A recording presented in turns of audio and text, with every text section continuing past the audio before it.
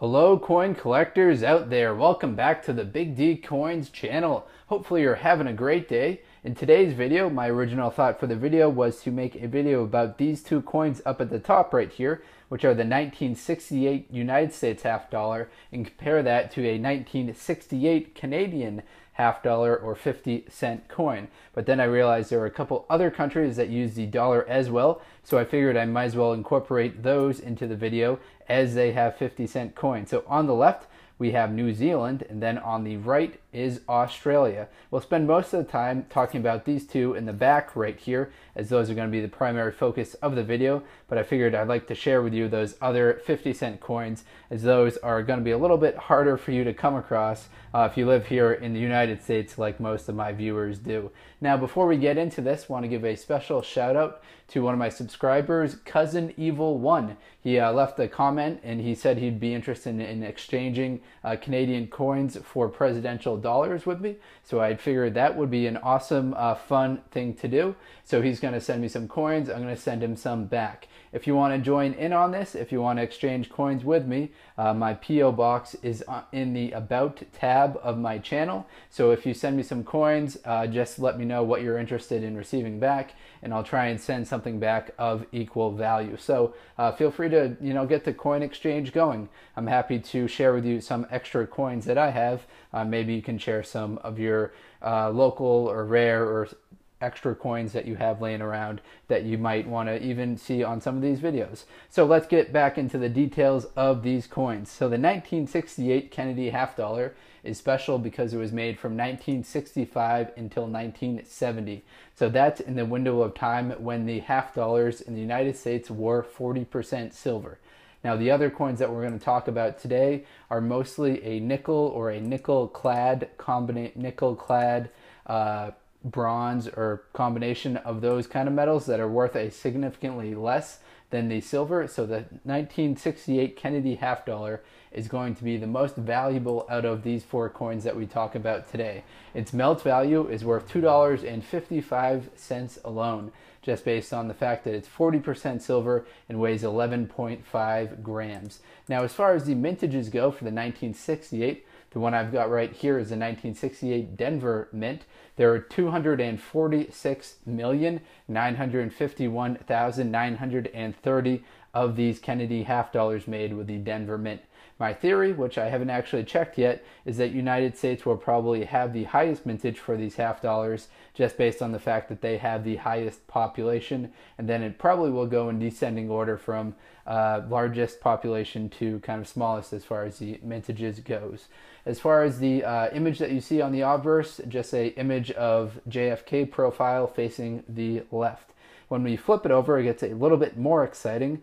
On the back right here, this is a modified version of the presidential seal of the United States of America, and includes a shield with vertical stripes. That shield is located on the chest of the eagle, as well as we've got a olive branch and 13 arrows, as well as a ribbon that reads E Pluribus Unum. So that's the different details that you see on the reverse of the United States half dollar. 40% silver, as it was made in 1968. Now, as far as the currency goes, from USD to Canada, Canadian dollars, one United States dollar is worth $1.30 Canadian dollars. So the reverse of that would be one Canadian dollar is worth 77 United States dollars. So United States dollars at the time are more valuable than Canadian dollars. Now let's get into this one right here. We won't spend too much time on the obverse right here, as you've probably seen a lot of this lady before. That's Queen Elizabeth II. This happens to be a portrait of her at age 39. Now, the years of production for this 50-cent coin were 1968 to 1989. Its metal content is straight nickel, has a weight of 8.1 grams and a diameter of 27.13. As far as the mintages go for 1968, there were just 3,966,932 of these produced. I don't believe the government of Canada really tried to force upon its people the 50-cent coin, kind of like we did here in the United States coin. in the United States. In the 1960s, people were really interested in it, but now not so much for that 50-cent coin. Now we flipped it over, so we're looking at the reverse image of the coin. The reverse side features the Royal Coat of Arms of Canada, proclaimed by King George V on November 21st, 1921, and updated in 1957. It's surrounded with the inscription Canada, and then we see 50 cents, and then the date at the top. So right there in the center is the Royal Coat of Arms of Canada. Now a little bit more quickly, we're going to look at the Australian coin. So one United States dollar is worth 1.32 Australian dollars, so very close to what the currency conversion is for Canadian dollars. This coin right here was made starting in 1969 until 1984. So unfortunately, I kind of broke off the 1968s, but ran out of coins that were dated in 1968 and had the 50-cent coin and were from a country other than United States or Canada. So on the reverse, it's kind of the special side of this coin. It features the Royal Coat of Arms, which is a emu, I believe, right there, and a kangaroo. And then there's a shield in the center. As far as the mintages go for this coin, it kind of ranges from around 9 million to around 25 million for the different years of production. And finally, we have this coin right here, another image of Queen Elizabeth II. So 3 out of these 4 50-cent coins had Queen Elizabeth II. The non-one was the United States one, which had JFK.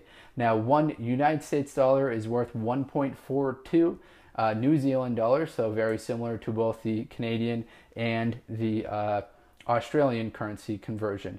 What we're looking at on the obverse, when we flip it over for this particular one, we see the HMS Endeavour. So that was a boat commanded by James Cook on his first exploration of the Pacific from 1769 until 1771. This is a copper nickel coin. As far as the mintages for this one go, it ranges from around 1 million to around 10 million for the different years that it was produced, and it was produced from 67 until 85. All right, so I'll let you look at the Endeavour again. Very nice looking boat, which was captained by James Cook, and he explored the Pacific around 1769 till 1771. So we had the New Zealand, Australia, Canada, and United States 50-cent coins. Hopefully you enjoyed, everyone. If you're into coin collecting, please do check out some of the other videos on the channel. If you're interested in exchanging coins, feel free to leave me a message in the comment section, and we can link up and share some coins with each other. All right, everyone, best of luck coin collecting. Enjoy.